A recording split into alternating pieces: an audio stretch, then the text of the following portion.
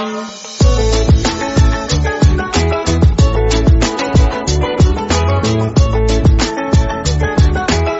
The lord. ప్రభువైన యేసుక్రీస్తు వారు ఈరోజు మనకు అందిస్తున్నటువంటి వాగ్దానం జకర్యా 9వ అధ్యాయం 12వ వచనం.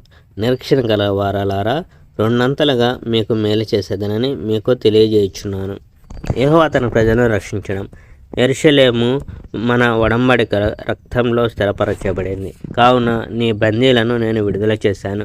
నీ ప్రజలకు ఇక ఎంతమాత్రం ఆ ఖాళీ చెరసాల్లో ఉండరు. చెరపట్టబడిన ప్రజలారా, ఇంటికి వెళ్ళండి. మీకు ఇంకా ఆశపడదగింది ఉంది. నేను మీ వద్దకు తిరిగి వస్తున్నానని నేను మీకు చెప్తున్నాను.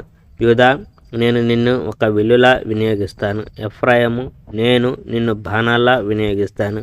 ఇశ్రాయేలు, గ్రీసుతో యుద్ధం చేయడానికి నిన్ను ఒక బలమైన కత్తిలా ఉపయోగిస్తాను.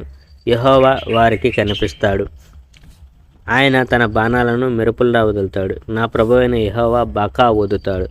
అప్పుడు సైన్యం ఎడారిలో ఇసుక తుఫానులా ముందుకు చొచ్చుకుపోతుంది. సర్వశక్తిమంతుడైన యెహోవా వారిని రక్షిస్తాడు. శత్రువులను ఓడించడానికి సైనికులు బండరాలను, వడిసెలను ఉపయోగిస్తారు. వారి శత్రువుల రక్తాన్ని వారు చిందిస్తారు. అది ద్రాక్ష మద్యంలా పారుతుంది.